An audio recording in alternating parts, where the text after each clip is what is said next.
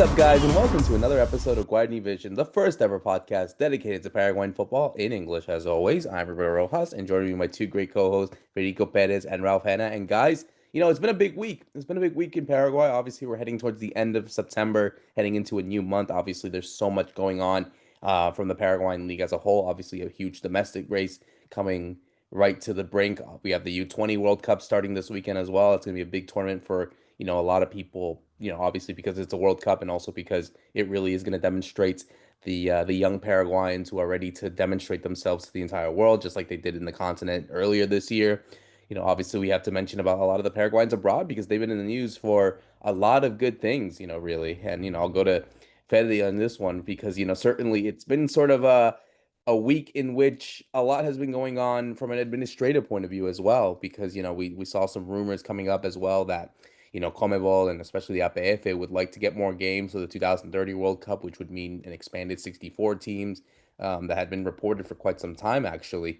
So I think that is the big news. Like we have this sort of World Cup fever that we're getting from the U20, obviously the major one happening in June.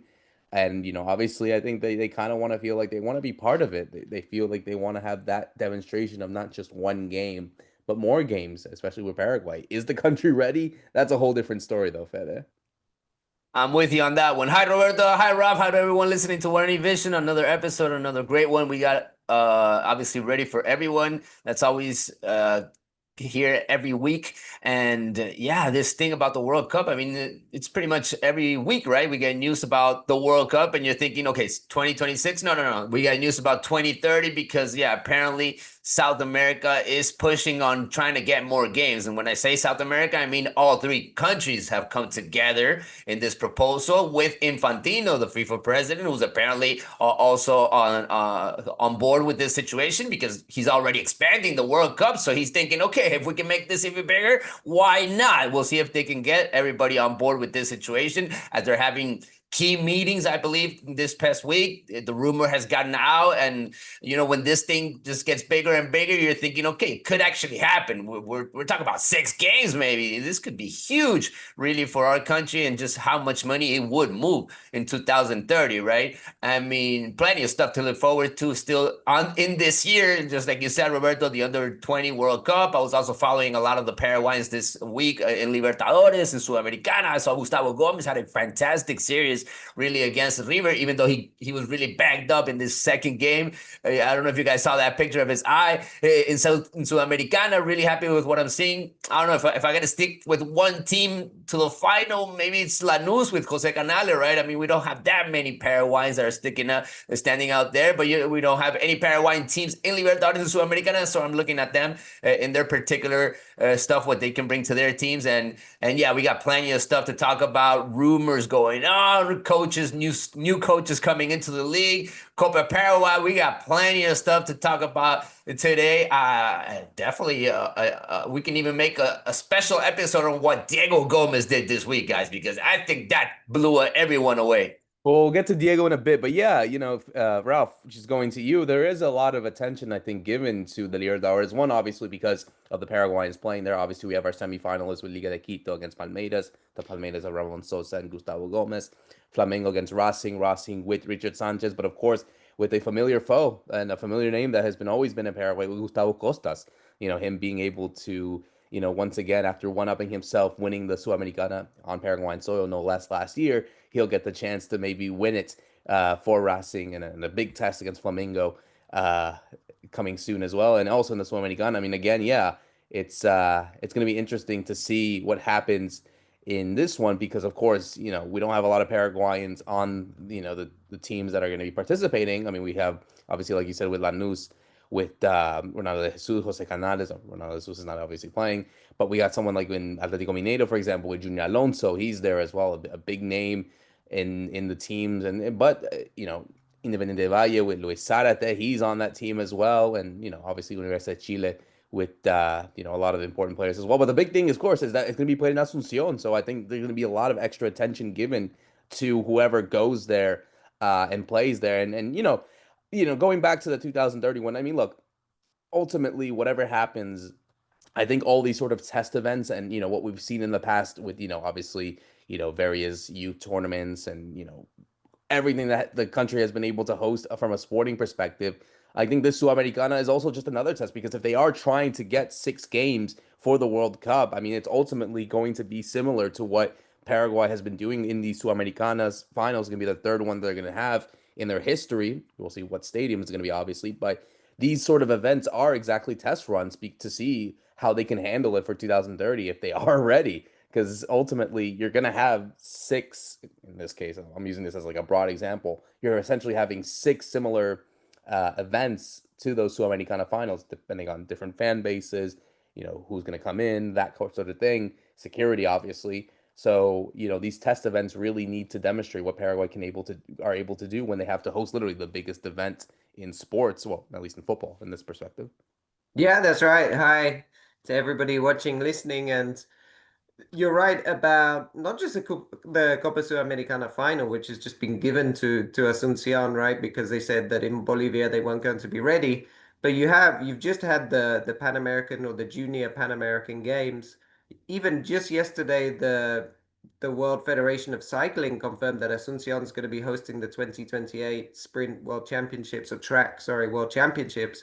So in other sports as well, Paraguay is starting to become this host of international events. We had the World Rally as well recently down in Encarnacion. So, I mean, I think the whole government's focus has been on trying to bring some of these big sporting events to Paraguay in the interim until the big one, which is, of course, the World Cup. And maybe now they feel that they've got so much more prepared than they were when they won the bid to host just one game. They're thinking, hey, maybe we should get more, right? Because there's much more we could be doing here than just having one game.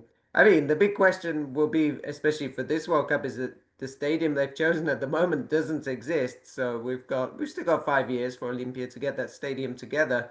But that's a big task. I mean, building a new stadium is always a big task, and it comes with some risk that FIFA are aware of because they had that situation in Qatar that even until the last minute there were some stadiums that weren't quite ready. It's much easier to do something like they're doing this time around in the US, where all the stadiums are pretty much already there and it's just renovations. It's not building from scratch.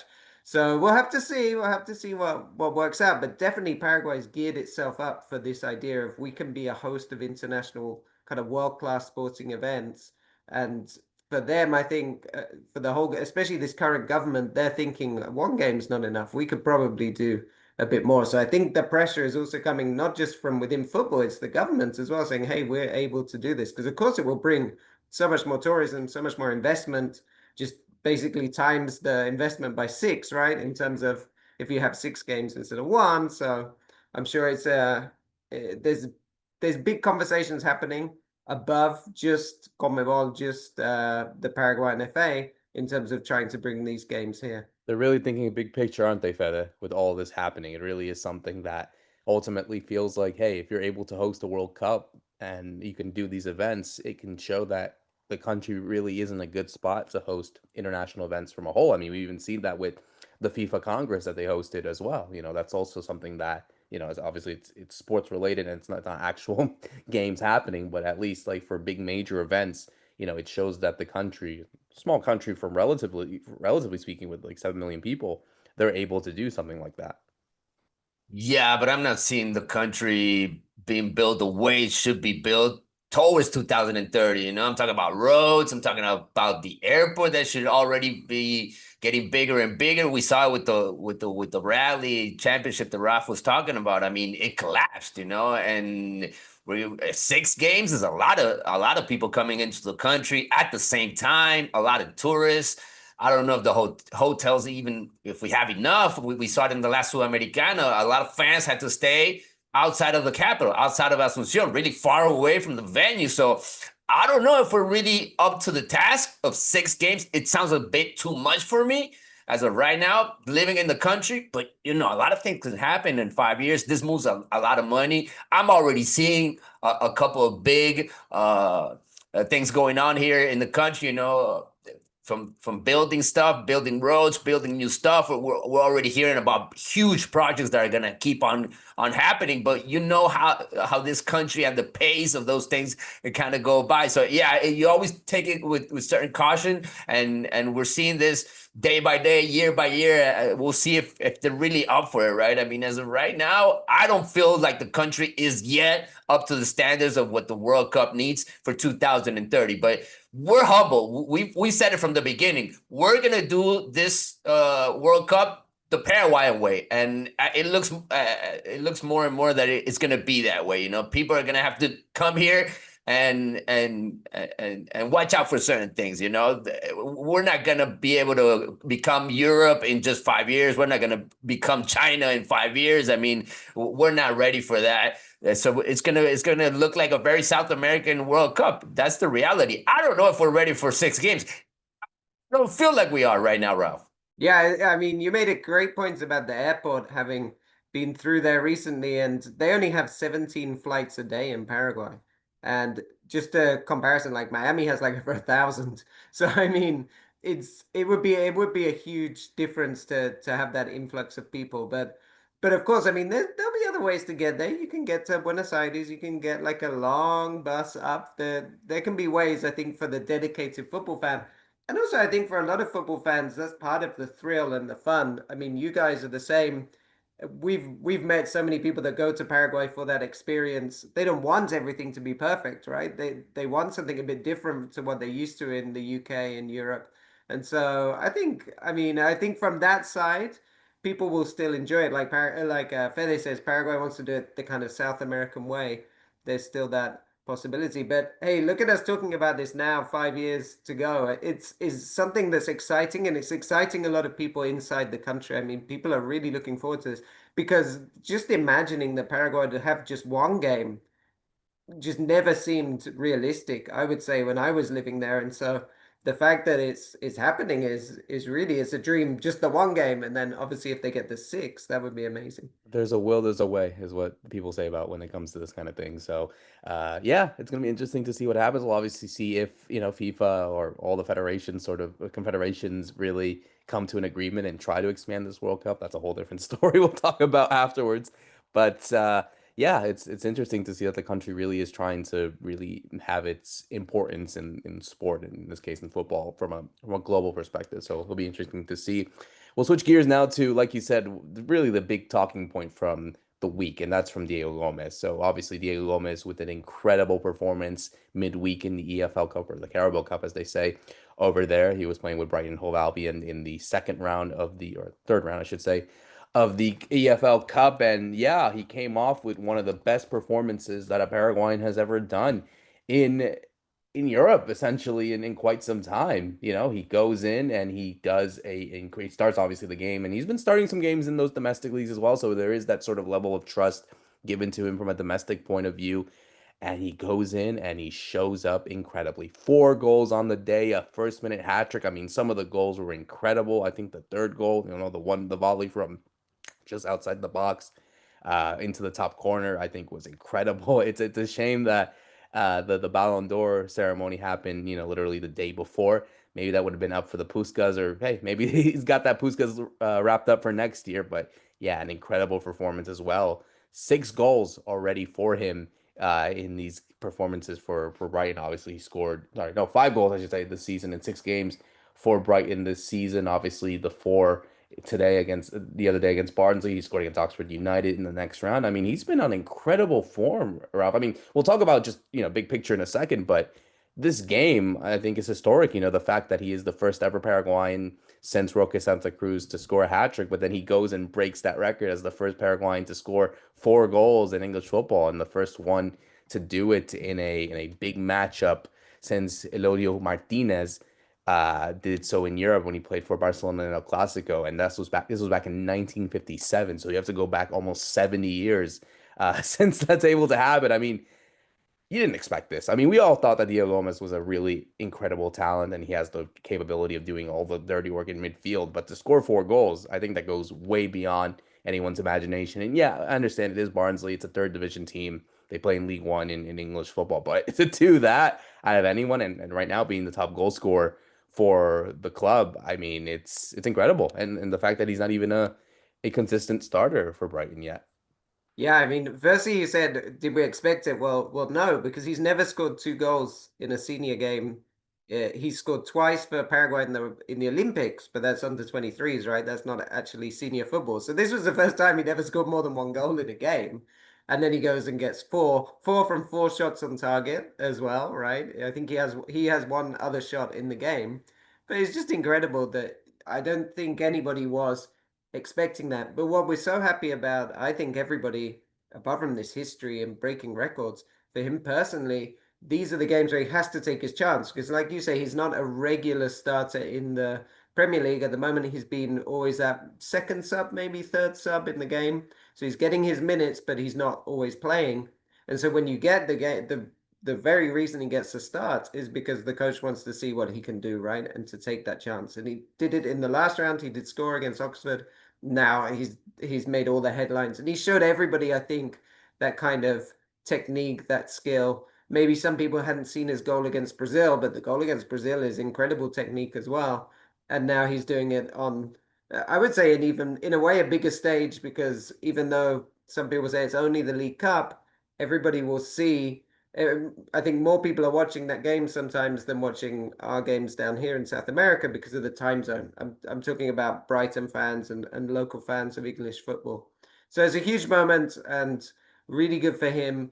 Let's hope that it can lead to more minutes in the Premier League, because I think that's really what he wants. But it's a reminder of the incredible talent he has, especially that third goal, like you mentioned. I mean, it's just such good technique. And there's not many players, I think, in the Paraguay setup at the moment that scores that kind of goal. I was to say, Fede, I mean, there's been incredible players that played in Europe. Roque, Oscar Cardoso, Nelson Valdez. You can even go back into the old days, even going back to someone like Cayetano Reyes, for example, for the fact that, Elimination Martinez and Diego Gomez are really the only people to score 4 goals in a single game, I think is incredible. And he's a midfielder, although it was really interesting to see what he said, I think, the other day, speaking back in Paraguayan radio afterwards, that he said that, like, he can play any position besides goalkeeper. That's but it shows like the versatility. Like, yeah, it doesn't matter if he's playing as a winger or as a midfielder or even as a defender if necessary. He's able to do it, and he's able to demonstrate that, which I think is very crucial, not just for Brighton and for the club game and whatnot, but also for the national team level, because it shows like someone from Alfaro's case that he is a versatile player, that he can be played and deployed in those positions if necessary. He just keeps stepping up, guys. I mean, just when you think you've seen it all from him, he just moves up one more level, right? I mean, he's doing it now over there in England, and I'm just so happy for him to do it so quickly, right? I mean, when you think, okay, the coach apparently doesn't love him, so he's not starting him all the time. He doesn't trust him yet for, just like Ralph said, the big games. Now they're playing Chelsea, I believe, this weekend. So hopefully, we see him in those kind of matches. That's the games I want to see him make the difference. I know the potential has always been there, but this is the first time he scores 4 goals. So he's just taking it step by step, and he's just going further and further. And you're looking at this team, and it wasn't Mitoma, it wasn't Danny Welbeck, it was Diego Gomez who took the show away, really, right? With those 4 goals. I mean, this guy's just gaining the respect of his teammates, his coach, the whole environment, the whole European scene, I would even say. I think the big teams are looking at him differently now and saying, hey, this could be a potential trade eventually, because Brighton is that kind of team, right? They sell. So I saw a couple of headers, and I even wrote them down because I was really impressed with not just Diego Gomez game, but the whole impact of the situation, what it was gonna bring, right? And I wrote down a couple of them, and one that caught my eye was "A Star Is Born." I mean, they're thinking, okay, watch out for this guy. I mean, he's still young. He has so much ahead of him. Stunning performance. Diego makes history. Bein Sports called it an unbelievable talent. The Athletic said a thing of beauty, guys. I mean, let's take in consideration all these headers. I mean, they're talking about a Paraguayan who's done this, and Roberto just mentioned. I mean, so many years had to go through for another Paraguayan to stand out like this. I didn't think I was gonna see another one after Roque Santa Cruz, and now I'm seeing Diego Gomez do it. And I love the potential he has, right? I mean, just to put in perspective and really value what he's done this week, I think they're just starting to find out in Europe who Diego can actually be. I'm not surprised to see him shoot at that power and score those 2 rockets shots from outside the box. Those are not going to be his only goals in his career. He's just gonna keep on doing it because that's been his style ever since he's been playing. So I love his mindset. He's staying humble. He's thinking about the World Cup. Right after the game, Alfaro messaged him and gave him the props. So you gotta be feeling really good about Diego's future in this particular season as we're heading into the World Cup year, Roberto. Yeah, it's the thing, and even going back, that they play Chelsea on the weekend. They also have Arsenal, your Arsenal, Ralph, in the next round. But I think that, again, like I said before, it is these type of games where you have to have crucial performance before the World Cup. Even we can go back to someone like Omar Lerete, who has been shining for Sunderland this season so far, Ralph. So the fact that you have the main Paraguayans, you know. In England, I guess you would in this case in the best league that they are performing to the way that they should. I think boosts them, especially coming up with these friendlies in Asia, and then obviously they're coming to America to play the U.S. and Mexico. But I think it is that type of form that you need to continue. I'm not saying Diego has to score 4 goals in every game. That's a whole different scenario. But like him being able to, like you said, to play, to get consistent minutes. We'll see if let's be real. If you score 4 goals, why wouldn't you be considered for the next game? I mean, well, there are some managers that are like that. Hertzler, I'm not saying that he is, but sometimes that is the case. But you know, I I think from a general perspective, if you're scoring 4 goals, I mean, that shows that, and especially this is a Brighton team that haven't had the best start as well. I think they're 14th. They only just won 1 game, but they barely did it against Man City, and they really need someone that can get those type of goals. When you have someone that is stepping up to get match winners in this case, I'm sure the manager's hand has to be forced a bit in the sense of like, okay, I can't drop this guy. Like, I can't put him on the bench. I think it's time for him to demonstrate that, hey, if he's on fire, go for it. Put him in there. Yeah, that's a good point that they haven't had such a good start to the season. So there's kind of justification to make the change and maybe put him in there. And I think what you were mentioning, the consistency, getting minutes, that's so important for all the players at the moment as we build up to the World Cup. I mean, just his former teammate Julian Cisa, right? Hopefully coming back from injury very soon and might start getting some minutes for Strasbourg. You already mentioned Alderete is having, I think, a really good season. I think people are seeing that he's adapted very well to the Premier League. And of course, like we knew he would have plenty of defensive work to do with Sunderland, but he's acquitted himself so well. So this is really important. The minutes, building confidence, and of course staying fit, which is the key thing, right? As you count down the months, you also get closer to an injury could possibly put you out. So I mean, there's that balancing act for not playing too many minutes, I guess. But in Diego Gomez's case specifically, I mean, he's done everything he can. Like you said, he scored 4 goals. What more can his coach really ask for? So let's hope that he heeds our words and we see him starting more games for Brighton, maybe starting as early as this weekend, right? Well, yeah, no, totally. Obviously, Chelsea like to get a lot of Brighton talents, and hey, maybe Diego is the next one. What a standout performance that he gets him yet again. Oh, Brighton fans not hear this. Yeah, no, obviously we had some other Paraguayans, demonstrate their sort of talents in Europe. In this case, we saw that with Claudia Martinez. She was at the Ballon d'Or Gala as the first ever Paraguayan to be nominated for an award, and obviously was nominated for the Copa Award. She ended up finishing fifth, so she finished in last out of all the nominations. Vicky Lopez of Barcelona ended up winning, but still, Ralph, I mean, this is a huge thing, and I can only imagine that, for something like this, like, okay, it wasn't really expected. I think, there is that sort of, I don't want to say bias, but there is sort of that intentional sort of importance given to players that play in Europe, and Claudia obviously with the stand-up performance that she had at the Copa America, that's only as much as you can do. But I'm sure that's it's still a special moment, and it can only really boost up her stock, hopefully, for next year, wherever she plays, I guess. Yeah, that's right. I mean, great for her that she got to go to Paris because that's not kind of a given for women's football and making a trip so long. I mean, she needed some help, I think, from sponsors and people to get her even out there to Paris. So that's a great experience for her to be able to first like experience Europe, see the city, and then get to go to the gala, of course, where you're with everybody, not just with the other young players. So that must have been a very fun moment for her and something she fully deserves from everything she's been doing in the scoring form. And now really with Claudia, the next thing is under 17s World Cup's coming right around the corner in Morocco. So she'll be there probably scoring more goals and maybe, starting to get more people talking once again about her talents. But I thought that was very cool to see those photos of her, like, in the black dress on the red carpet. We've never seen that before with Paraguayan players, like you said. Nobody's been nominated, so to be there on really the pinnacle of the international stage is like the opposite of what we talked about at the top of the show, right? At the top of the show, we're saying take the world to Paraguay, and there we're sending Paraguay out to the world to the top stage. So that's I think very cool and great moment for her.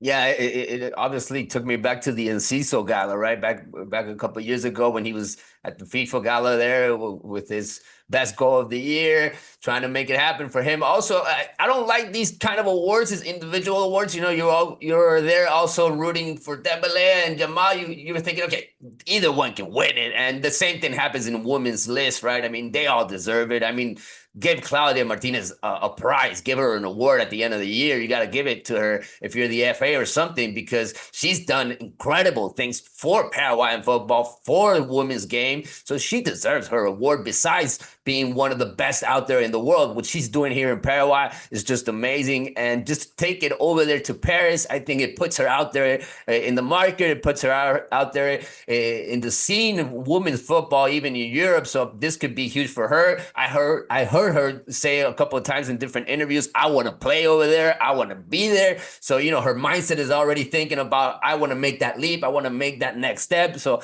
I think that's what's going to happen for her in 2026, right? As she turns 18, we're going to see the next step for Claudia Martinez, and hopefully we'll see her back at this gala very soon. Yeah, absolutely. Like, hopefully she can be considered into, we saw someone like Aitana Bonmatí winning her third straight Ballon d'Or.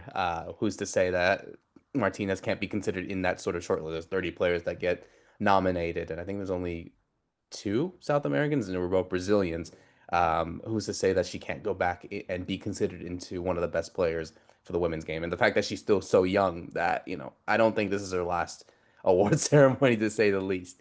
It's been a really good, a week for Paraguayans abroad. We obviously saw Ramon Sosa getting his first goal for Palmeiras, obviously a Palmeiras side that went to the semifinals of the Copa Libertadores. I mean, it's going back to what I said, Ralph, like this sort of form that you need, and I think Ramon Sosa needed that, especially after making that move from Nottingham Forest, that, he's able to open his mark. And hey, I mean, look, if he's able to be an important piece and help Palmeiras win another Copa Libertadores, alongside obviously his teammate and club legend Gustavo Gomez, I mean, that would be huge for him, and it'd be a huge confident booster.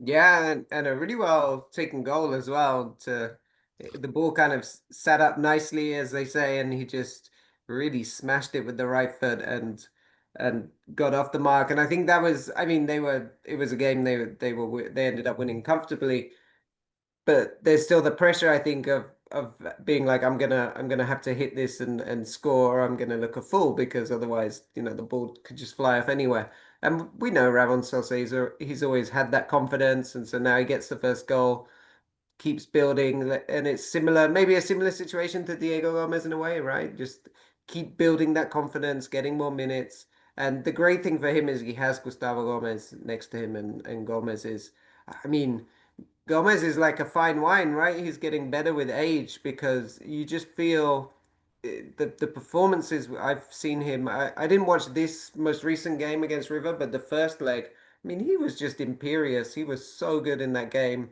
He's he's taken the qualification to the World Cup. Maybe it's like a weight off his shoulders, and so he can get even better now in the domestic game. And he's already won everything. I think he's already played the most games for a foreign player in Palmeiras. He's scored the most goals in the Copa Libertadores as a defender. I mean, he's doing everything right, and just kind of reminding everybody of that talent. And I suppose that kind of consistency that he's put in so many years to win so many trophies. And now they're going for another one, as the Brazilian teams are looking so strong as always in the Copa Libertadores.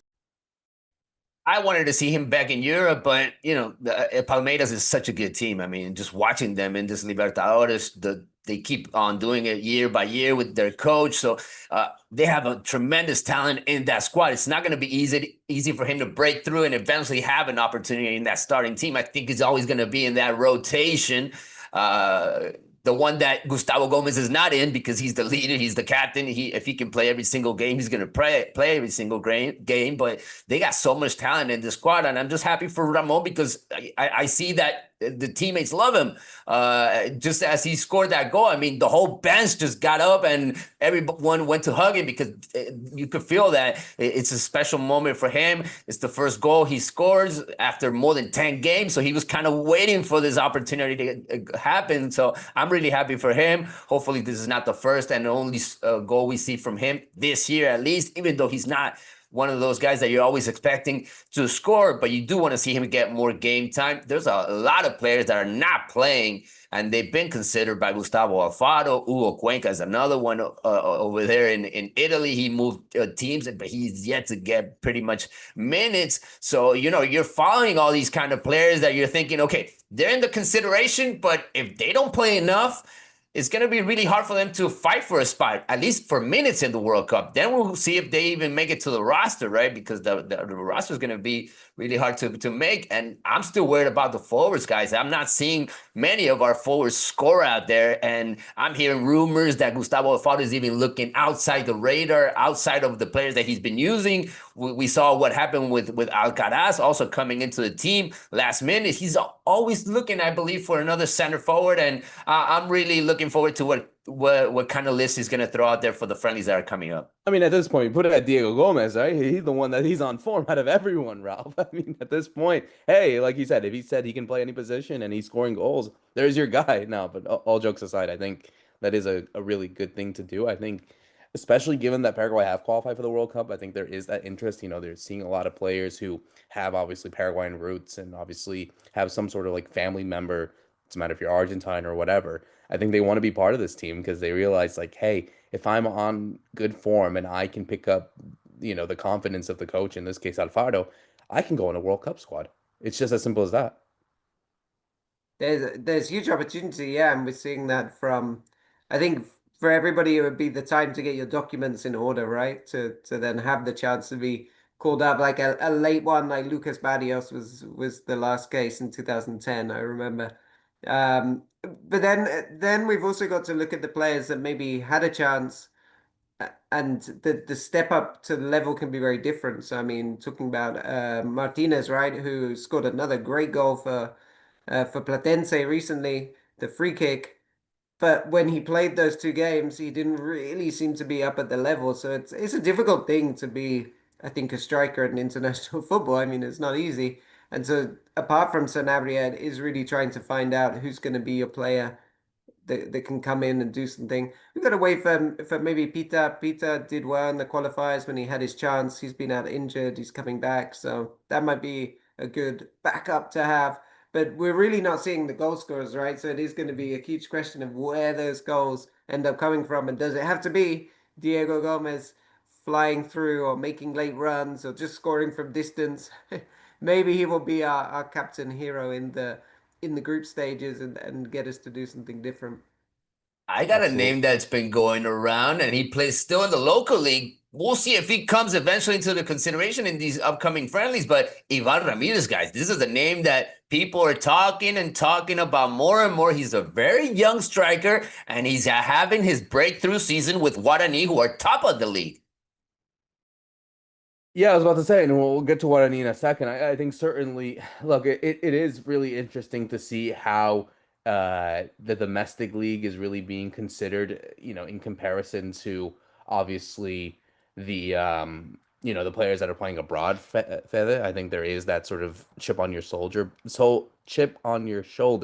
but I think there is that understanding of like, hey, if you are on form and we like we mentioned, well, Ralph usually mentions all the time, but like, he likes to gamble. He likes to go with these players that, maybe are not well known, like Alcaraz, and obviously so many other players that maybe were unknown to the huge Paraguayan community. I mean, we even saw that with someone like Lucas Romero, who, is at Recoleta, hasn't played yet, but to be considered, I think is important in this case, Ralph. So yeah, I mean, it's a good shout. I mean, he's on good form with Guarani team that are currently top of the Clausura race as we switch gears to that, but. I think there is that sense of like the pool is as big as it can get, especially if players are not really stepping up as much as they should. Yeah, I mean, to talk about Ivan and Guarani, he's still only scored five. Excuse. I'll take it from here, Roberto, while Raf gets better.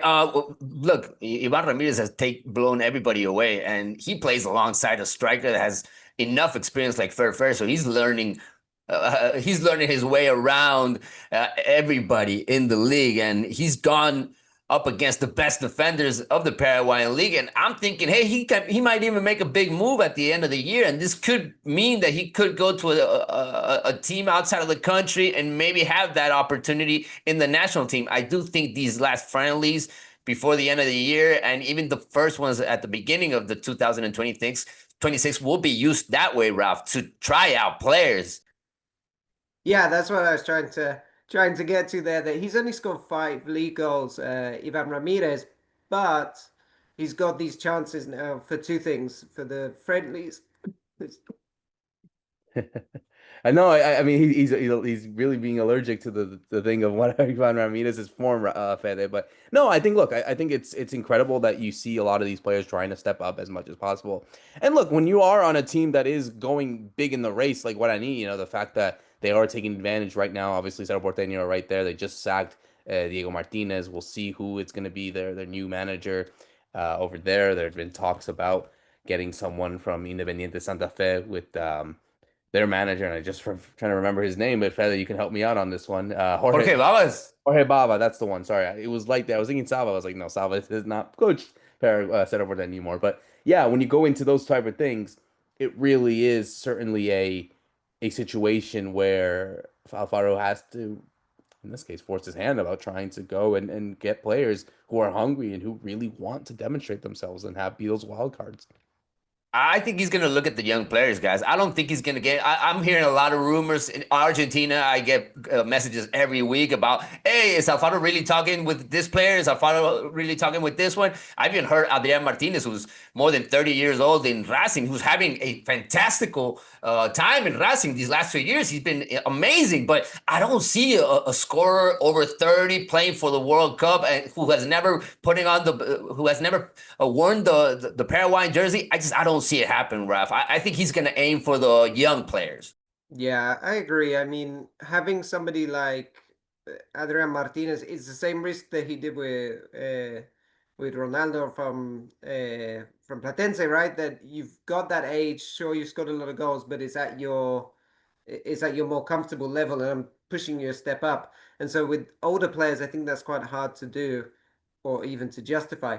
Whereas in the case of the younger players, it's like saying, okay, you've got the potential. So like Ivan Ramirez that we've been talking about, it's can you take it to the next level and let's push them and try. And so the friendlies are going to be a perfect moment for that and to see that. And the other thing we've always talked about bringing new players into the fold is they've done so well to create this kind of community and this squad, and everybody has been the mentality has got so much better over the last few months. Obviously winning helps, but they've done so much to work on that. I don't think they want to throw in too many names from outside that could kind of rock the boat. So even if we do see the new names, it will only be one or two, I would assume, because you don't want to mess up all that good work that's been done on the kind of the mental and the collective side. Absolutely. I think that's a really good way to say it. And obviously with, going into the Clausura race, because obviously we saw, like I said, Cerro Porteño had their manager Diego Martinez. They're obviously dealing with Jorge Achurro. Achuaro for the same being. Obviously, we'll see what happens and when they officialize Jorge Bava. But yeah, it's been an interesting race, Ralph. Really, in this one, we only have a couple of more games to go. I think there's seven, if I'm not mistaken, or eight. So obviously, big games coming up. Obviously, Cerro Porteño taking on Luqueño. You got Guarani taking on Trinidense. Obviously, we still have to see what happens to other teams as well who can go in. We still have a Super Clásico. We have to remember that can always go. Olimpia, as bad as they've been, and we'll talk about them in a second. We have to mention them. Guarani still have to play Cedro as well. So there are a lot of key races at the minute for this race, for this Clausura, that it could go either way. That it feels like we have a new leader every single weekend. Yeah, I mean, last week Cerro got their win, but then Guarani beat Nacional, which was a huge game because, of course, Nacional could have caught up with Guarani, and they left it quite late. which actually I've been watching. I've been following the Guarani games or kind of analyzing, and they do leave it quite late. They don't score many goals in the first half, or they might score once, but they're not like blowing teams away, even though they're top of the league. So it gives you this feeling that something could happen still. It's still up for grabs, even with maybe Nacional, who's 6 points behind.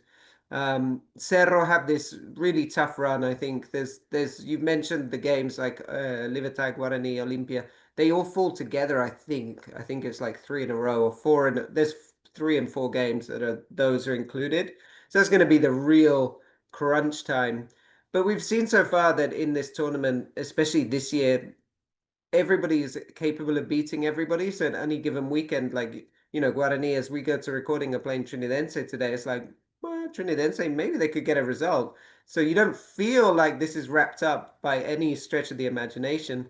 And at the moment it is, especially from the way Cerro haven't been playing very well and Guarani have been slipping up, is almost like who's going to make less mistakes to get to the title. And we're certainly going to have a lower points total than maybe in recent years. Although recently I think there's been a trend where the league's gone much more competitive. We had that period when Libertad and Cerro were right up there, like way better than everybody else, and it was usually Libertad winning, not Cerro.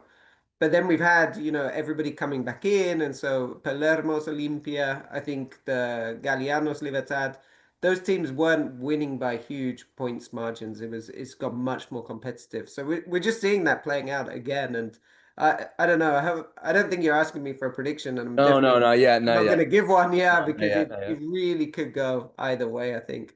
I'm about to say, Fed, that every game does matter at this point, especially in this part of the season.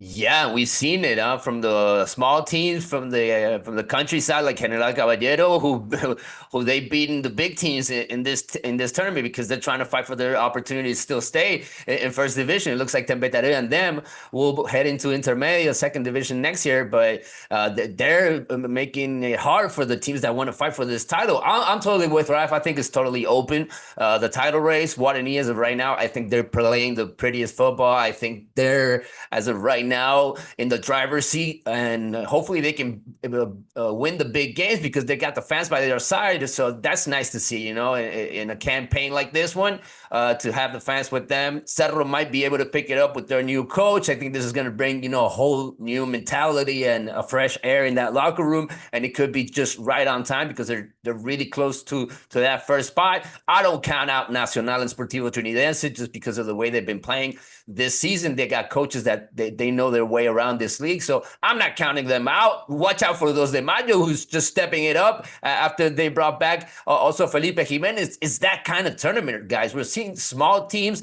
having a great run, playing at a really high level, and this is just putting against the wall at teams that you were expecting to do big things in this tournament. Olimpia, Libertad, Luqueño, they're running behind, and they're the ones that are being criticized by their fans. Yeah, no, totally. And we'll go to Olimpia in a second because obviously it's been a crazy week for them as well.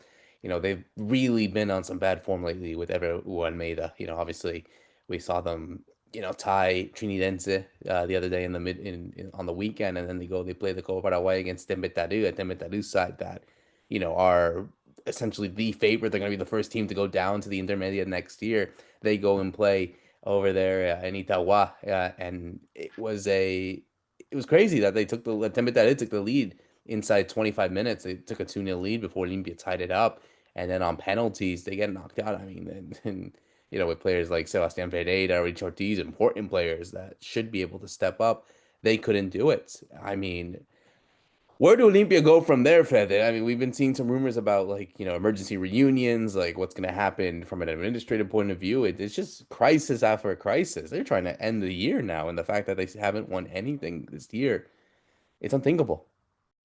I think you said it. I think you got it right there on the nail, Roberto. They're just waiting for the year to be over. They're waiting for these last 9 games, and they're thinking about who do we have to take out of this team to fix this situation. And it could be the leaders. It could be Derlis Gonzalez. It could be Richard Ortiz. I think everybody's pointing fingers at these two names in particular.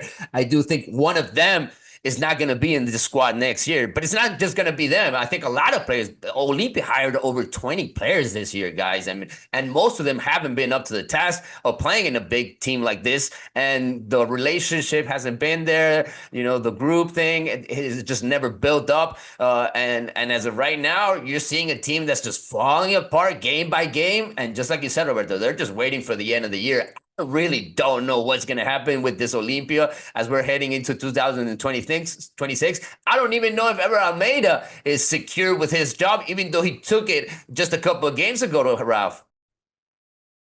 Yeah, I mean, the hope was that Almeida would come in and maybe turn things around, get some of that mentality that you're talking about, because they have the players. They brought in so many players. They've just never really been able to click. I think at the very start of the year, when Sebastian Ferreira was scoring goals before he got injured, at that part of the season, you thought, okay, maybe this is going to be a really good team. And then he got injured and slowly has just kind of unraveled. And you're saying they're waiting for the season to end. Yes, but by being out of the Copa Paraguay, they're basically out of Libertadores. They're not going to make it. But they're not that far away from missing out on everything from Sudamericana. They have to be careful. I mean, Emiliano's still maybe 6 points behind, but they do have to be careful. I mean, imagine they miss out on Sudamericana as well. That would be huge, especially with them building the new stadium. We talked about the World Cup. I mean, they need money. They need money for and funds for that. And this, this could almost become what started off as a year is could have been this next level to get them to the next level. It could become like almost a nightmare that they end up not qualifying for anything. Even now, the way they're going to end up with the Sudamericana is obviously going to be a game against another Paraguayan team because that's the way the Sudamericana is set up.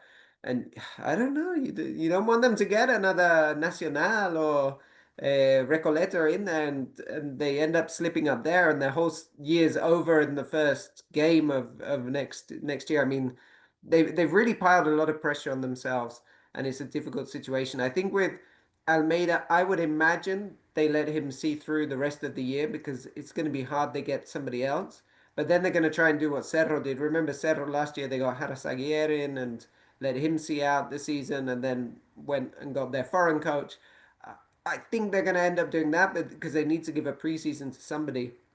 But if they don't qualify for, well, they're not going to qualify for Libertadores. If they find it hard to make Sudamericana, who's going to really take that job knowing that they might not have much money to spend to bring players in? So really difficult situation they found themselves in. They really are. It feels like no one wants to take this job at this point, and I feel like that's something that I think a lot of fans feel as well. It's like, why would they? I think it's just the case of just finishing off the season as best as they could. You got to see what happens. I mean, ultimately, you have to play the games to see how well you do, and then go from there. I think that's ultimately what we have to expect, and obviously, we will talk about it as we always do here on Guarani Vision as we close out another great episode. For myself, Roberto Rojas, Fede Perez, and Ralph Hannah, thank you so much for listening in.